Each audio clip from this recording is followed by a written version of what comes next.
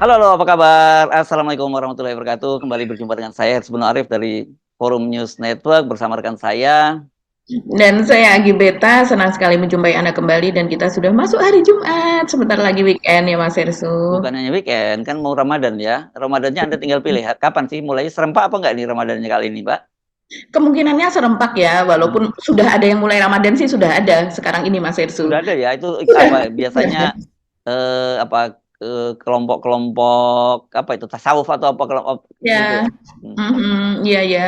Dan ya kita juga apa ya namanya? Berarti mohon maaf lahir dan batin dulu deh ya, karena besok berikut hari Ya, ya, ya. hari Sabtu dan Ahad itu kan kita Oh iya libur. iya iya ya. Jadi hari Senin itu udah mulai puasa atau Selasanya ya mulai puasanya ya. Iya ya, ada yang mengatakan Senin sama Selasa, tapi kemungkinan serentak ya Mas Hersu, Ya. kemungkinannya gitu. Oke, baik, kita mulai bahas ya beberapa hal yang saya kira ini yang membuat kita geleng-geleng kepala ya. Memang betul-betul DKI Jakarta di bawah kepemimpinan Heru Budi ya, itu Mhm, yang harus kita ingatkan lagi bahwa dia ini adalah kepanjangan tangan dari Jokowi. Itu iya, betul-betul membuat Jakarta makin hancur aja ini kelihatannya, Mbak Agi ya. Kalau kemarin kita omongin bahwa mereka itu anggota DPRD-nya iya. minta apa mengajukan anggaran pakaian dinas dan pin emas dengan Mhm, anggaran sampai 3 miliar lebih. Sekarang iya. dan kemarin itu Heru Budi juga diam saja begitu kan ya. Sekarang giliran DPR yang teriak-teriak ketika Heru Budi menyetujui anggaran dari dari Dinas Perhubungan. Perhubungan ya akan mengajukan mobil memberi motor listrik berapa nilainya sampai 6 miliar ya untuk Iya, 5 motor 6,3 miliar. 3 miliar untuk 5 motor listrik gitu ya Mbak Agi ya. Betul, Iya iya. iya iya dan ini benar-benar di saat bersamaan kemudian apa kemarin ribut-ribut soal beasiswa untuk mahasiswa yang tidak anak-anak yang tidak punya ya apa namanya kartu Betul. Jakarta Mahasiswa unggul. mahasiswa unggul KJMU itu ya sampai sekarang masih masih belum selesai dan saya lihat banyak sekali individu-individu yang kemudian ngajak sudah kalau memang Pemprov DKI memang nggak peduli dengan anak-anak itu mari kita share gitu paling share kita bantu anak-anak ini yang memang prestasinya cukup bagus tapi mungkin mereka kemudian terancam untuk tidak melanjutkan kuliahnya karena kebetulan memang anak-anak orang yang tidak berpunya gitu dan Mhm, diabaikan oleh pemerintah Jakarta kan gitu ya Mbak ya. Ini betul. betul-betul sempurna saya kira kerusakan ini dan kemudian yang lucu saya baca komentarnya dari DPRD yang sekarang ngamuk-ngamuk. Kalau kemarin kan yang bikin ngamuk kan DPRD-nya ngajukan pakaian dinas. Sekarang begitu ini giliran DPRD-nya yang ngamuk gitu yang dia menyatakan kalau zaman dulu sejelek-jeleknya Anies Baswedan itu PDIP lagi yang ngomong ya bahwa dia masih kalau kita kritik masih mau mendengarkan gitu masih diskusi dan sebagainya begitu ya. Kalau sekarang ini apa bahkan mereka diabaikan gitu padahal padahal kan Anies itu mereka itu dulu PDI oposisinya dari Anies gitu ya. Jadi pakai kata sejelek-jeleknya ya. Lucu ini memang PDI ini. Terus Iya iya iya. Itu iya pantas sekali untuk kita bahas ya, karena sekarang, Anies kan sebenarnya sudah tidak menjadi gubernur lagi sejak hmm, tahun 2022 Oktober kalau tidak salah ya Mas Hepsu, bulan hmm, Oktober. hmm, Tapi sekarang sepertinya mulai ditarik-tarik lagi dan dibanding-bandingkan begitu jadinya, karena akibat dari semrawut dan buruknya pengelolaan, manajemen dari Pemprov DKI Jakarta saat ini ya, dan kemudian dinilai tidak pedulilah, Pak Heru Budi ini begitu Mas Hersu. 6,3 miliar untuk 5 motor gitu ya. Dan kemudian itu katanya hanya untuk patwal saja, untuk pengawalan VVIP pula begitu Mas Irsu oleh Dinas Perhubungan nantinya. Ini kira-kira apakah mau ngejar perampok begitu ya sehingga harus memerlukan kecepatan yang sangat tinggi begitu karena kabarnya ini akan memberi akselerasi yang luar biasa begitulah. Nanti kita bahas lagi lebih lanjut soal itu. ya ya.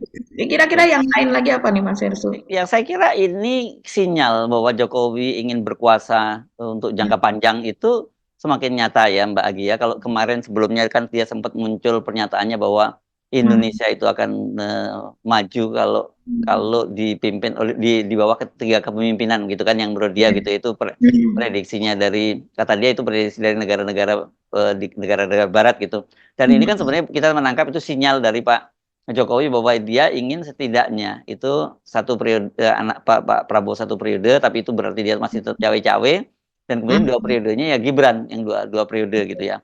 Apalagi Hmm. kemudian muncul suara-suara juga tentang kemungkinan Kaisang akan maju menjadi gubernur juga kan Mbak Agi ya. Betul. Itu Mhm. jadi betul-betul Pak Jokowi ingin memperpanjang masa jabatannya, apalagi sekarang ini ada pentolan lembaga survei yang selama ini memang getol sekali menyuarakan soal satu putaran, yakni Denny JA itu kan mengusulkan itu ya Mbak Agi ya. Dia saya mengusulkan agar ada koalisi permanen sampai 20 tahun yang akan datang. Ini saya kira mungkin model Barisan Nasional di Malaysia gitu ya Mbak ya, terjadi dari beberapa partai begitu.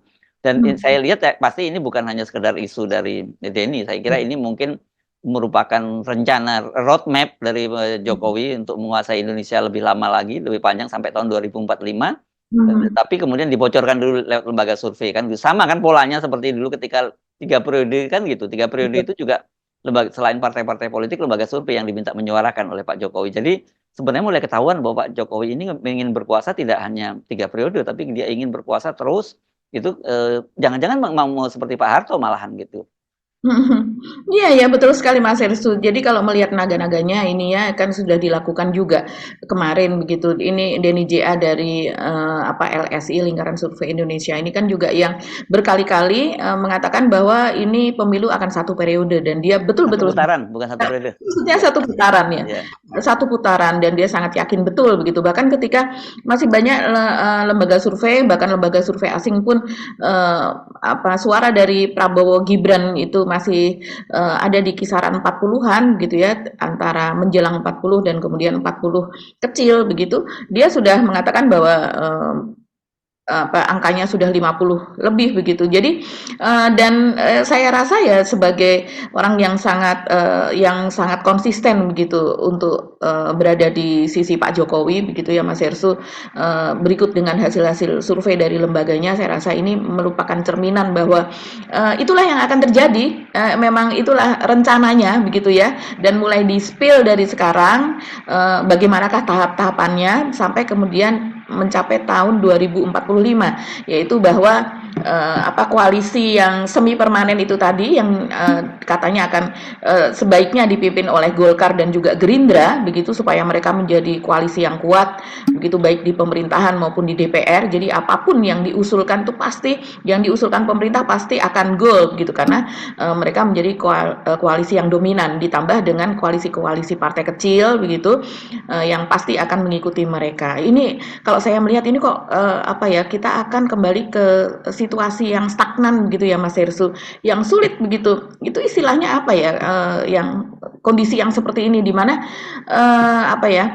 orang yang kalau menurut Pak JK ya, di mana para kaum minoritas gitu, minoritas ini bukan dari segi ras, agama atau apa, tapi minoritas ini adalah mereka yang berkemampuan lebih, memiliki uang lebih begitu ya, dan kemudian mereka yang saat ini ada person-personnya itu ada di pemerintahan begitu, maka mereka akan menentukan nasib bangsa ini terus-menerus ke depan gitu, walaupun yang mayoritas tidak menghendaki begitu. Ya, iya, ya. Jadi kan sebenarnya saya jadi teringat ini pernyataan dari dulu Ketua Umum PBNU ya Pak Hasyim Muzadi yang ia mengajukan redefinisi tentang minoritas dan mayoritas kan gitu.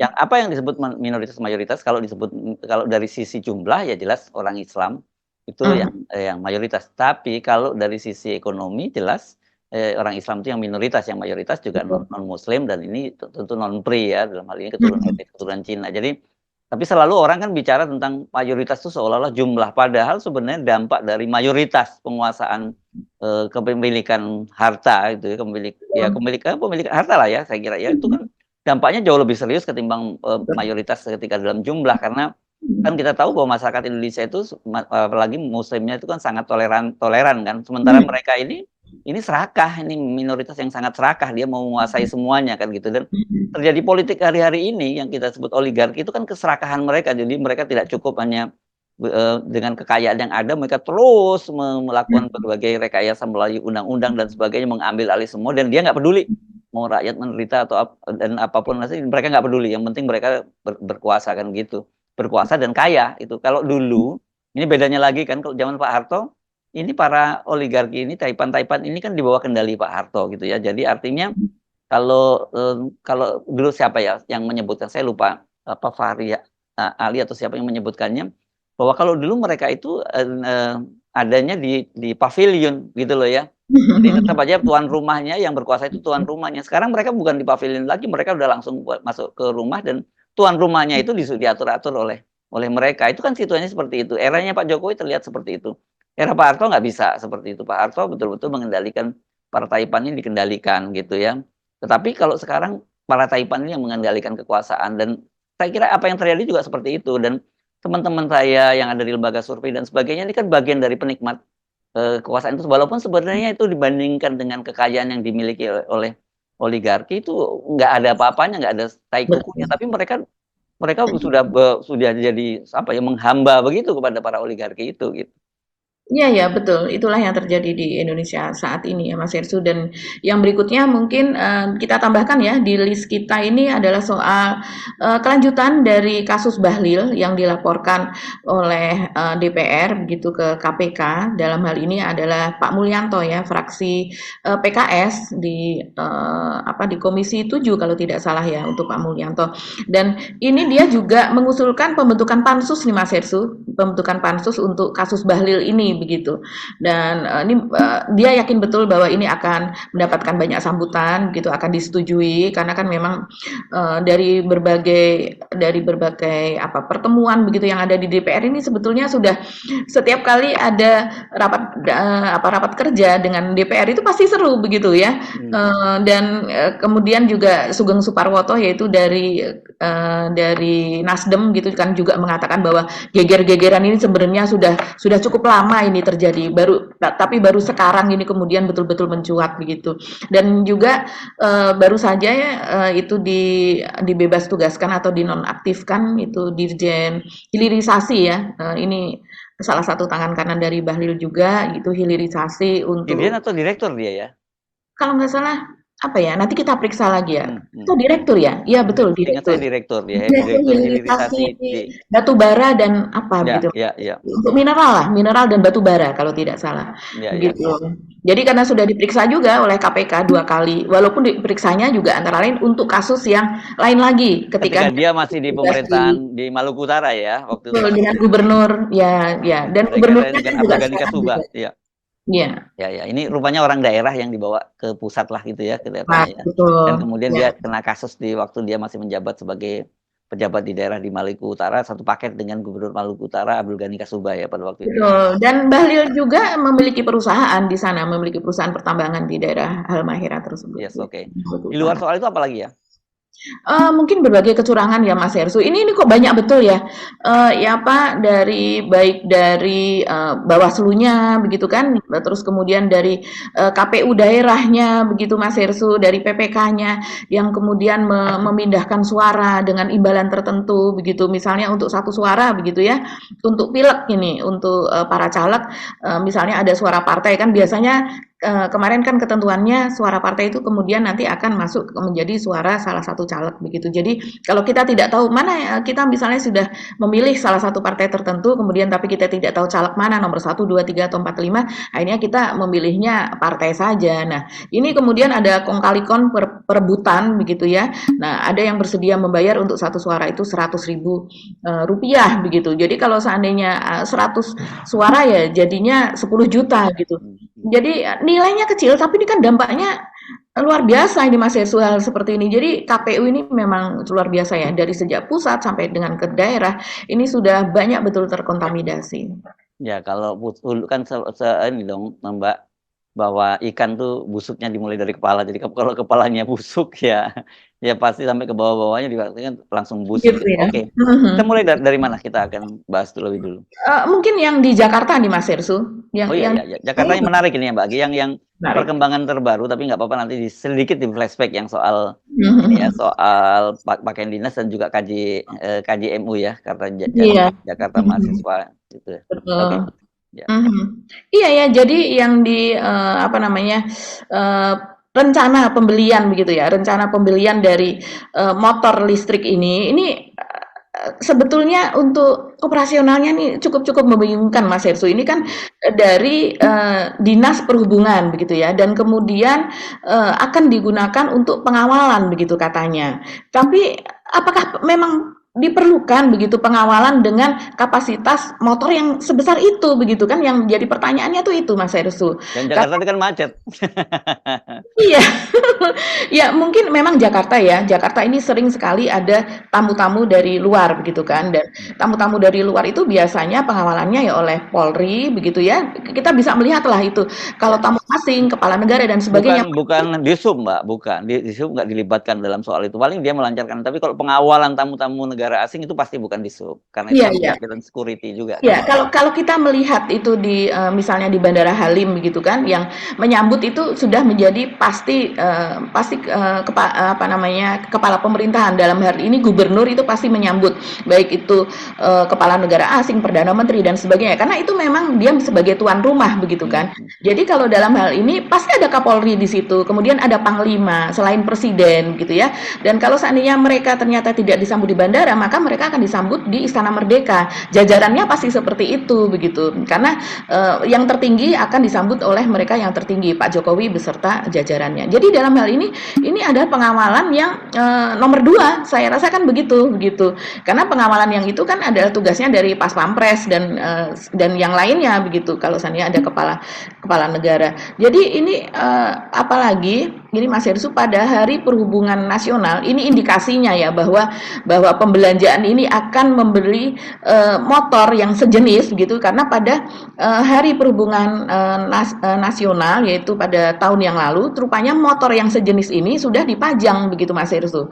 Motor sejenis ini sudah dipajang di Monas ketika itu dan kemudian ada stiker gitu, ada stiker apa namanya Dinas Perhubungan di tangki motornya begitu dan kemudian ketika ditanyakan yaitu motornya jenis Harley Davidson. Ini apa? Ini motor untuk pengawalan. Nah, jadi kemudian media menghubungkan barangkali motor sejenis itu untuk apa di hari perhubungan kemudian ada motor itu ikut dipajang gitu pada mereka belum memiliki gitu. Jadi kemudian itulah yang kemudian diindikasikan mungkin motor sejenis itulah yang akan dibeli. Dan kalau berdasarkan spesifikasinya motor sejenis itu begitu ya Mas Irsu itu memiliki akselerasi misalnya tingkat akselerasinya tuh 0 sampai 100 km tuh hanya dalam 3 detik saja. Ini kan seperti motor yang bisa untuk balapan begitu. Nah, apakah memang diperlukan ini motornya akhirnya kalau kita bagi-bagi ya 6,3 miliar dibagi 5 motor artinya 1 miliar lebih kan. Jadi ini sebenarnya motor seperti ini kan lebih tepatnya adalah untuk hobi begitu kan Mas Hersu. Dan kemudian ini juga bukan untuk aparat begitu kan. Jadi banyak sekali nih netizen begitu ya yang berkomentar ya netizen ini mereka mengatakan ini kalau seandainya dikonversi menjadi beasiswa untuk KJMU yaitu Kartu Jakarta Mahasiswa Unggul itu yang dapat sekitar 700 mahasiswa itu Mas Hersu dengan nilai seperti itu begitu. Jadi ini memang betul-betul sangat kontras yaitu di mana saat ini para penerima KJMU dan juga orang tuanya, bapak dan ibu mereka ini saat ini ngantri Mas Hersu di kelurahan untuk memverifikasi tentang data-data kemiskinan mereka. Mereka mengantri, mereka menyerbu juga itu dinas pendidikan. Kemarin sudah kita tayangkan videonya begitu ya. Mereka menangis di situ. Anak-anak ini kemudian kebingungan mereka harus kembali karena tidak semuanya ada di Jakarta karena kan ada 110 perguruan tinggi yang bekerja sama dengan untuk mereka bersekolah, mereka untuk berkuliah begitu. Jadi banyak ada yang di Lampung, ada yang di Surabaya, ada yang di Malang, Jogja dan sebagainya begitu. Nah, dengan tidak adanya kepastian ini membuat mereka semakin kalut, saya rasa begitu. Dan kita tahu juga bahwa saat ini juga harga beras juga masih mahal. Ada penurunan, mulai ada penurunan Mas Hersu. Mungkin kalau dijumlahkan selama beberapa hari ini sekitar ya 400 sampai 500 rupiah begitu per kilogramnya sudah mulai turun. Walaupun ada beberapa media, nah ini cukup menggelikan. Saya lihat beberapa media begitu ya, beberapa hari yang lalu itu bahkan ada yang live dan kemudian mereka mengatakan bahwa harga beras sudah turun untuk premium itu turunnya sekitar 1.000 sampai 1.500, kemudian untuk medium sudah turun 2.000 begitu. Ini turun dari mana hanya dalam waktu 2-3 hari turunnya sangat banyak sekali, tidak pernah Turun terjadi seperti turun turun dari truk, itu. Mbak, turun dari truk dibawa ke pasarnya itu saya kira gitu. Iya, jadi mereka hanya dengan narasi itu bahkan live ya, saya lihat saya terheran-heran. Apa, dengan live mereka mengatakan bahwa, ini sesuai dengan apa yang diucapkan oleh Pak Jokowi begitu. Apakah ini hanya untuk bagian dari pembenaran atau bagaimana? Karena kenyataannya kemudian saya carilah info di pasar, begitu juga saya bandingkan dengan info dari foodstation.co.id online. Ternyata kenyataannya sangat berbeda, sangat berbalik begitu. Dan berdasarkan pengalaman saya, karena dulu saya juga pernah menjadi wartawan yang ditugaskan di Bulog begitu ya, ikut operasi pasar apa dan sebagainya zaman Pak Bedu Amang waktu itu, dan sesudahnya juga begitu ya, dan zaman-zaman Pak Rizal Ramli apa dan sebagainya. Itu yang namanya kenaikan dan penurunan harga beras itu pasti bertahap. Tidak mungkin dalam satu hari langsung turun 2.000 apa dan sebagainya. Tidak seperti itu mekanismenya begitu yang terjadi di lapangan. Nah, kita kembali kepada yang di Jakarta ini Mas Irsu, ini betul-betul peristiwa yang miris ya. Ini masih rencana karena ini kan ada di daftar, kita bisa melihat ke dalam website begitu ya tentang rencana anggaran. Tapi kan ini artinya disetujui begitu.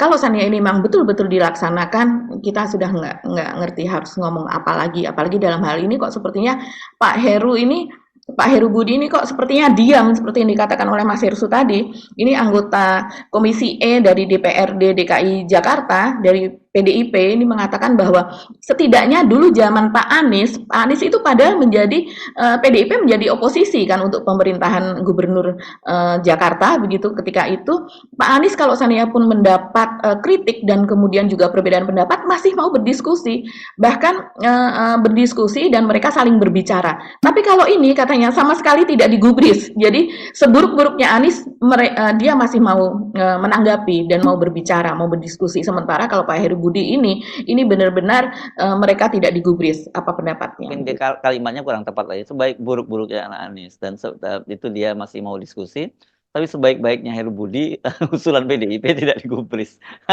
Nasib nasib ya. Aduh, ya ya, seperti itulah kita jadi kalau ini gambaran moral ya Mas Hersu.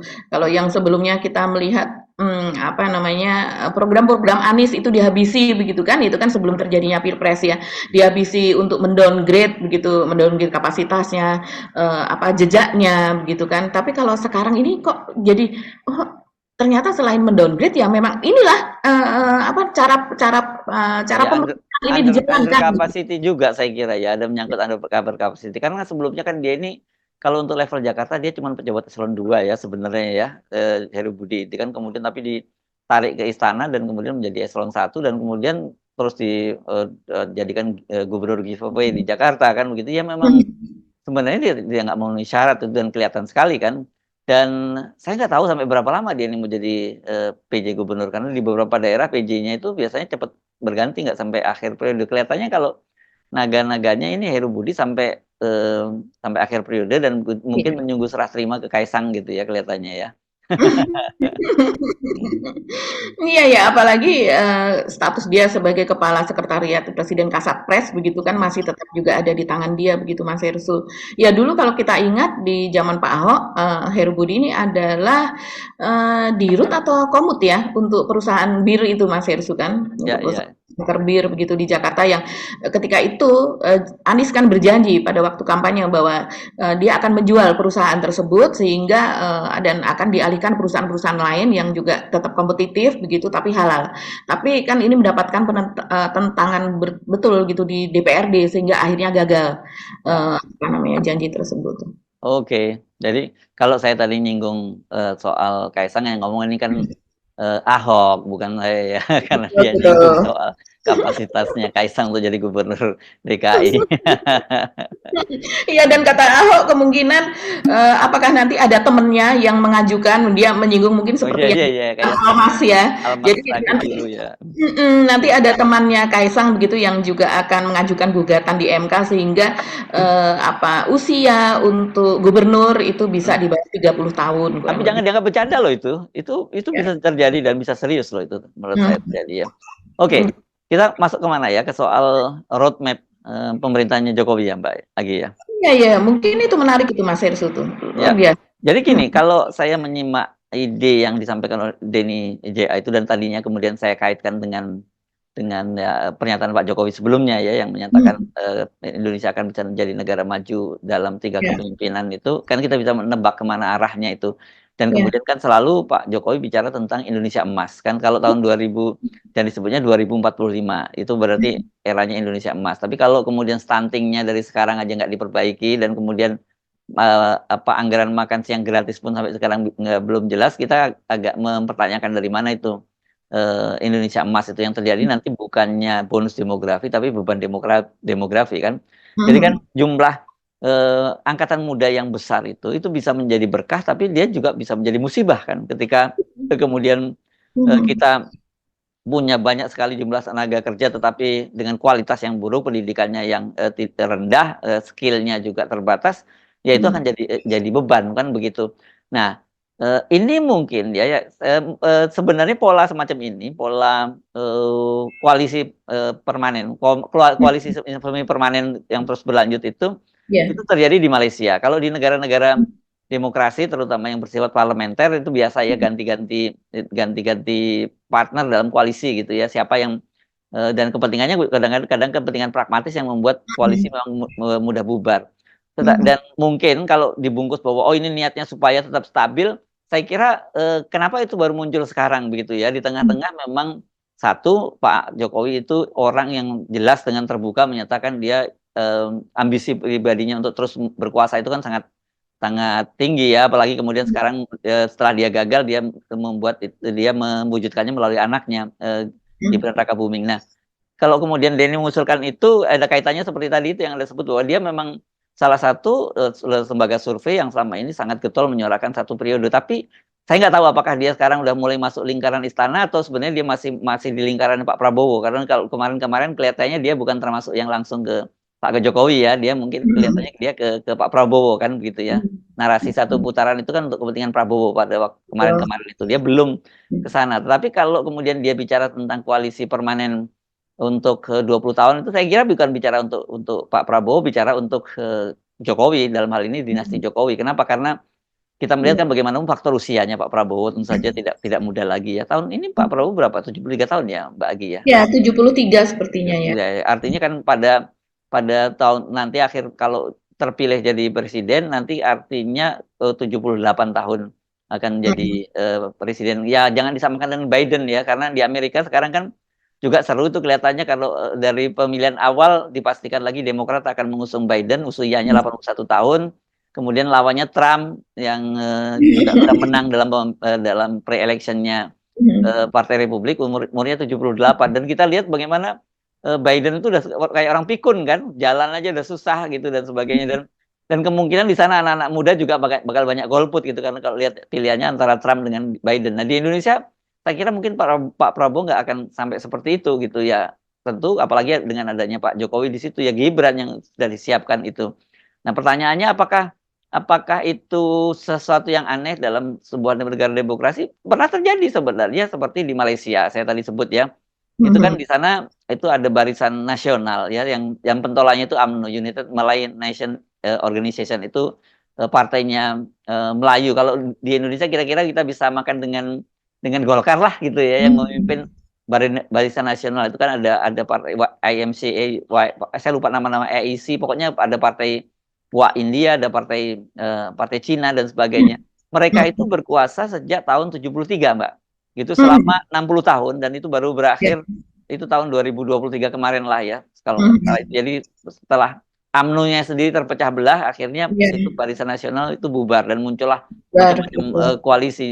Mungkin dia mau meniru seperti itu, tetapi tentu saja yang kita persoalkan adalah di Indonesia itu kapasitas ini kan ini desainnya Pak Jokowi, kita mesti mhm, mesti mhm, langsung bisa menyimpulkan seperti itu ya, saya kira. iya, Nggak kan sekarang bagaimanapun yang, pemerintahan yang atau tokoh-tokoh yang terus menginginkan berkuasa itu kan Pak Jokowi sekarang, yang lain politisi yang lain kan tidak ada yang melakukan seperti itu. Jadi ya harus dilihat ini semacam, test the water gitulah Mbak, iya, untuk mengecek seperti apa dan jangan terkejut kalau hal itu nanti akan diwujudkan betul, gitu Mbak. iya, betul, Apalagi sekarang mhm, dengan ribut-ribut, bukan ribut-ribut, dengan rumor munculnya bahwa Golkar itu akan diambil oleh Pak Jokowi dan kemudian mhm, dia kelihatan sekali di dalam pemilu kali ini dia tidak punya tokoh yang maju pada pilpres gitu ya, karena kan Airlangga dan sebagainya tadinya mau disodorkan menjadi presiden nggak jadi, dan kemudian wakil presiden juga nggak jadi karena Gibran yang jadi wakil presidennya kan nggak punya kotil efek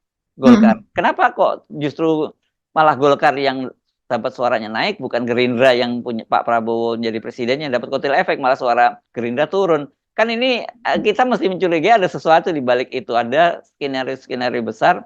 Ya saya kira dalam hal ini kita harus melihatnya ya Pak Jokowi yang punya rencana untuk jangka panjang itu. Karena begini ya, hitung-hitungan orang seperti Pak Jokowi, apalagi seperti Gibran, itu kan orang yang akan sangat mudah dikendalikan oleh oligarki gitu. Kalau kita tadi udah terbukti lah sekarang kan, apapun maunya oligarki itu terpenuhi.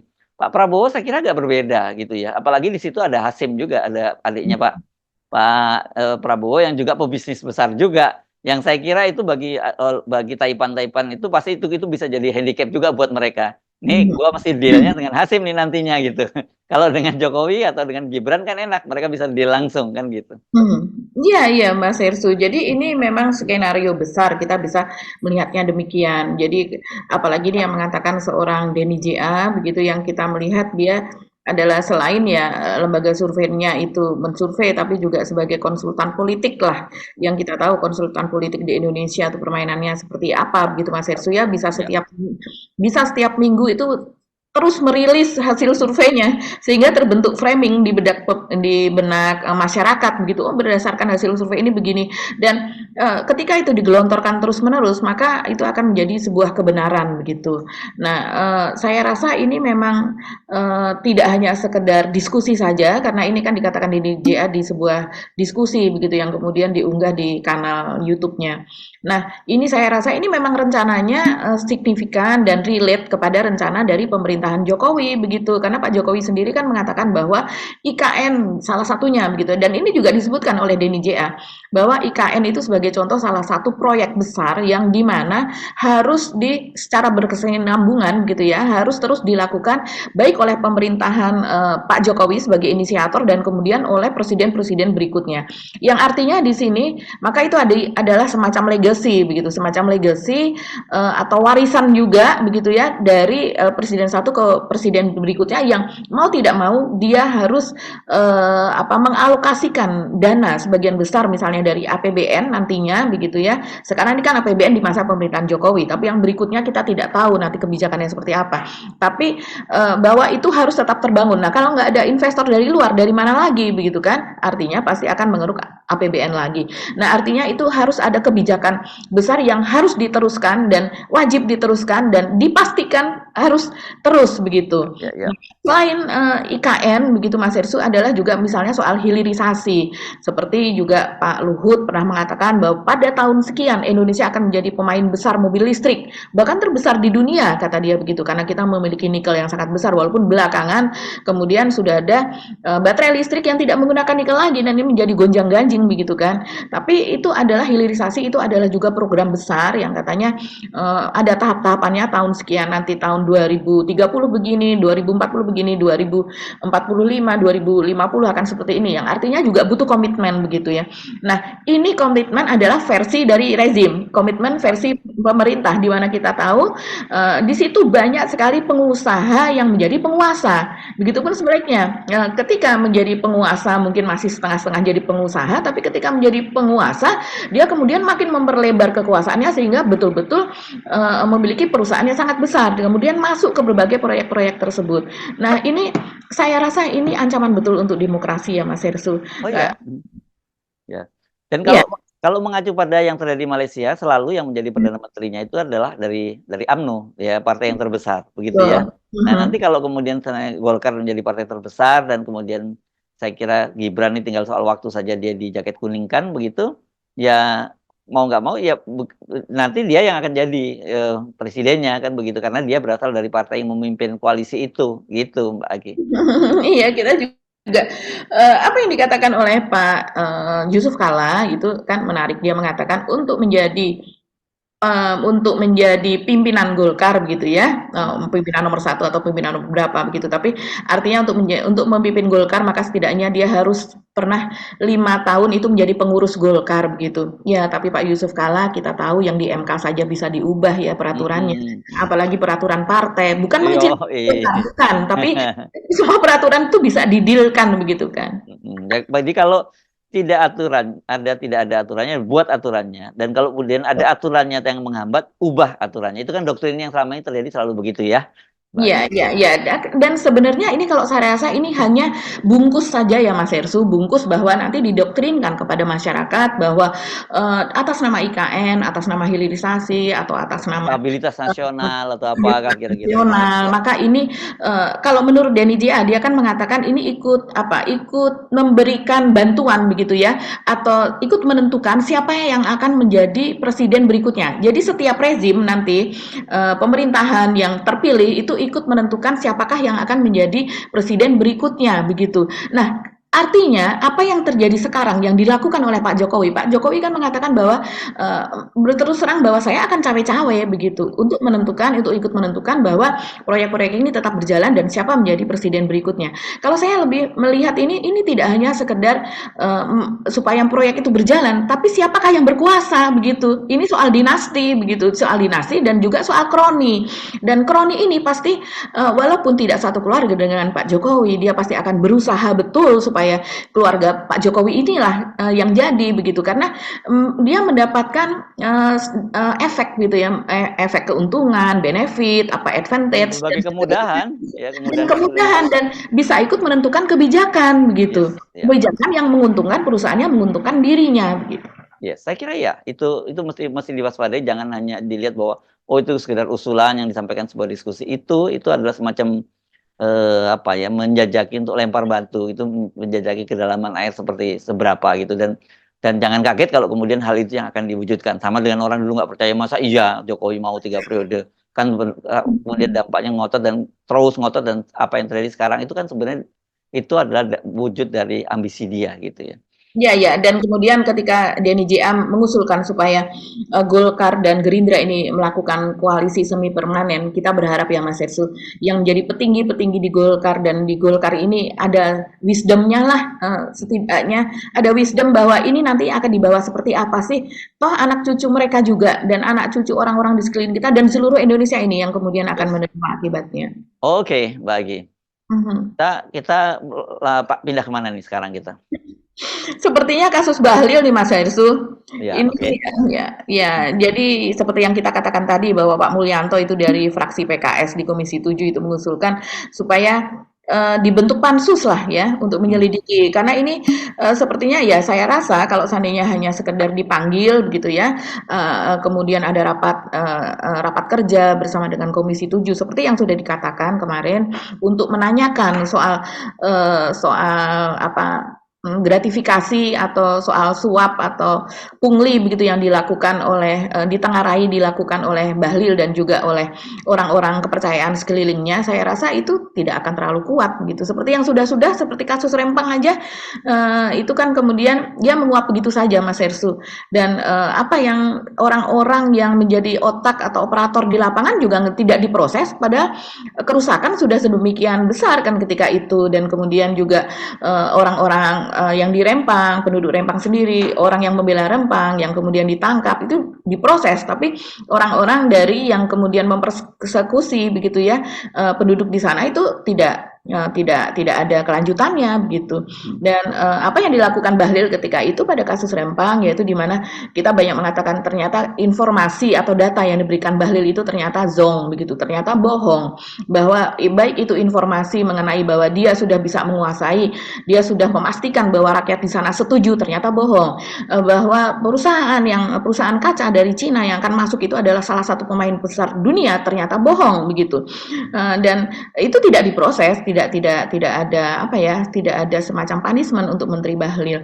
Nah, saya rasa ini pansus itu agar supaya memastikan begitu Mas Hersu, apalagi ditengarai bahwa presiden ini memang memberikan kewenangan yang terlalu besar ya kepada Bahlil sehingga Bahlil bisa mencabut izin-izin IUP, izin usaha pertambangan dan juga HGU hak guna usaha untuk para pekebun kelapa sawit dengan alasan tertentu begitu dan kemudian memberikannya lagi memberikan izinnya lagi. Nah, malah menurut NCW, National Corruption Watch, yaitu NCW, Hanifah Sutrisna itu koordinatornya, dia mengatakan ada dugaan Mas Hersu bahwa izin itu kemudian lewat PT UN begitu ya, tidak diberikan kepada si pemilik usaha sebelumnya. Jadi ada pihak baru yang kemudian masuk lewat PT UN dan kemudian di situ diberikanlah izin itu kepada pengusaha yang lain. Jadi artinya ini ada apa ya, asli tapi palsu, kurang lebih demikian istilah dia.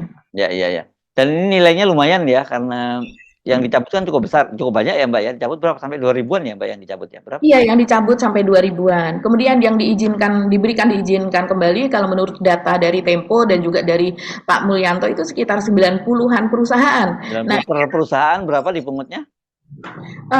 sekitar 5 sampai 25 miliar begitu klaimnya, gitu. Ya, ya. Ini cukup gede ya, angkanya bisa T lah ya. Iya, angkanya Minimal bisa 1 T triliun lah ya. ya, 1 T. Ya, oke. Ya, saya kira bagus ini kalau segera dibentuk itu bersamaan dengan pansus hak angket, tapi mudah-mudahan aja hak angket ini nggak masuk angin gitu ya. Karena banyak kan mereka sekarang katanya pada nunggu hasil rekapitulasi suara, tapi nanti setelah hasil rekapitulasi suara selesai nggak tahu nunggu apa lagi gitu ya. Iya ya, ini penting sebetulnya Mas Hersu ini kalau seandainya dikaitkan dengan hak angket, karena hak angket untuk menyelidiki keterlibatan penguasa begitu kan, cawe-cawenya penguasa terhadap pilpres yang lalu begitu. Sementara kalau menurut Pak Mulyanto sendiri mengatakan ada dia mencurigai begitu, yang dia menduga ada indikasi bahwa ini adalah pengumpulan dana untuk pilpres begitu Mas Hersu.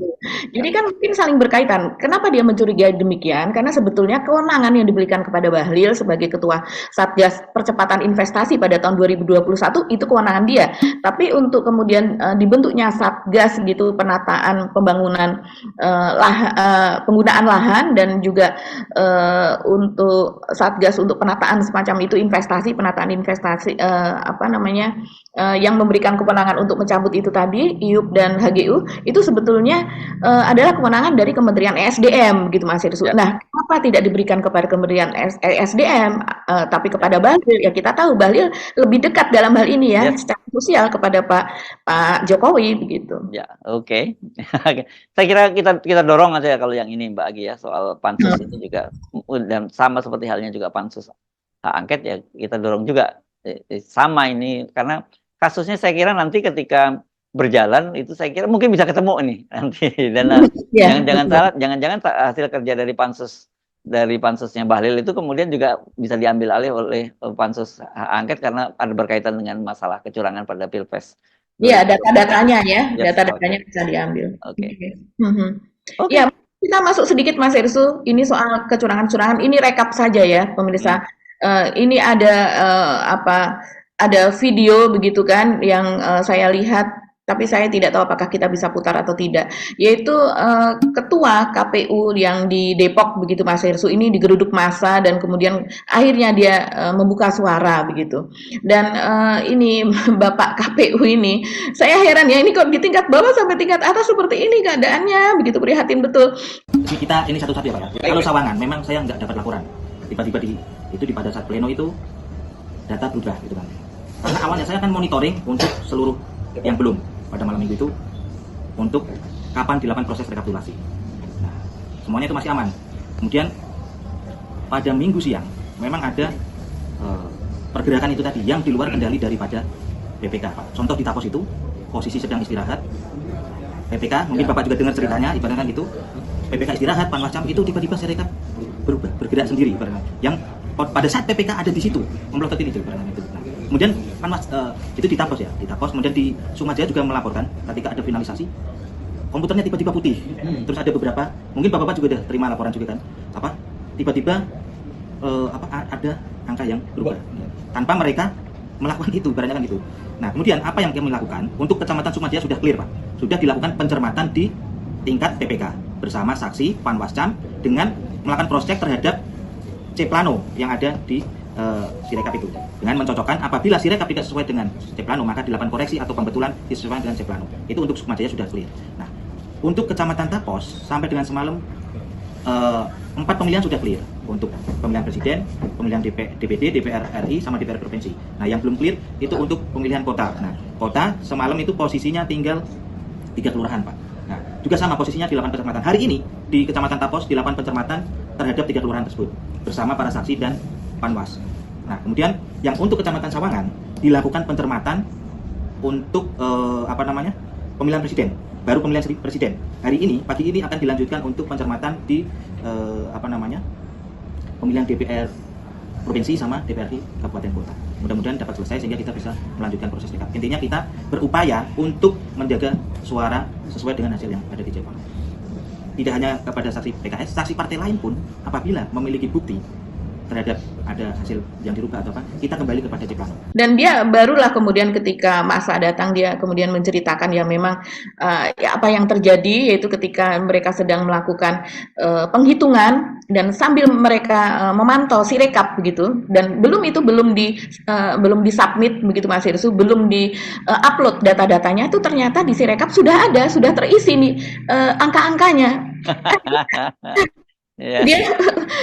Dia ngomong begitu.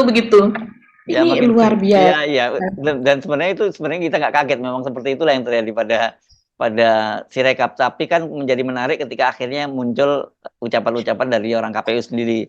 Yang pertama kali sebenarnya kasus di Bekasi itu yang membongkar dengan fakta itu. Kalau itu tanpa diminta dia bicara ya di depan publik juga ya. Ya, karena hati nuraninya betul-betul dia tidak bisa menerima itu begitu ya.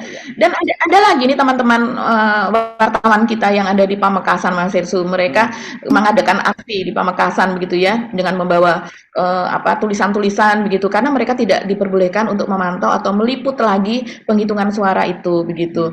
Nah, ini ada apa? Kan justru kita curiga kenapa pers tidak boleh, kan itu terbuka Mas Irsu, harusnya bisa dilihat walaupun dengan jarak tertentu supaya tidak mengganggu. Baik teman-teman, kita pada kesempatan hari ini akan melakukan aksi solidaritas terkait dengan pernyataan KPU Pamekasan yang tadi ini secara jelas mengusir kita saat tidak melakukan liputan ke dalam. Jadi anggota teman-teman pers semuanya diusir oleh Ketua KPU Pamekasan, termasuk oleh stafnya atas nama Ibu. Kita diusir untuk melakukan liputan rekapitulasi di tingkat Kabupaten Pamekasan. Selain itu teman-teman dari Ketua Disupi barusan mendapatkan tindakan arogansi dari anggota kepolisian yang mana beliau hendak melakukan liputan kemudian diusir. Bahkan beliau sampai mengeluarkan ID card tes termasuk surat Bukawi yang dikeluarkan oleh Ketua SMP. Sehingga pada kesempatan kali ini kita secara sadar melakukan aksi protes terhadap KPU Pamekasan terhadap tindakan yang mana pres termasuk pilar keempat demokrasi saat ini dibuka oleh KPU Pamekasan. Silakan tunjukkan aksi kita kepada KPU Makassar. Amin.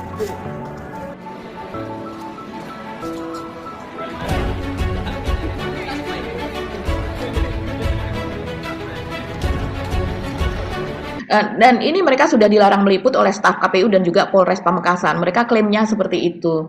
Dan juga di tempat lain lah Mas Irsu, ini ada pengakuan oknum PPK Tulungagung ya, yang dipecat usai dia menggeser 187 suara. Jadi ini untuk pileknya ya. Jadi ada suara dari partai yang kemudian digeser ke nama salah satu caleg dengan imbalan itu untuk satu suara sekitar 100.000. Jadi artinya kalau ada 187 ya dia mendapatkan 18.700.000, tapi dia katanya baru mendapatkan 8 juta. Ini kecurangan seperti ini terjadi di mana-mana. Begitu juga dengan Bawaslu yang bermain, yang mendapatkan imbalan bahkan sampai miliaran juga di Ogan Komering Ulu kalau tidak salah, di Oku. Ini luar biasa lah ini dari atas sampai bawah ya.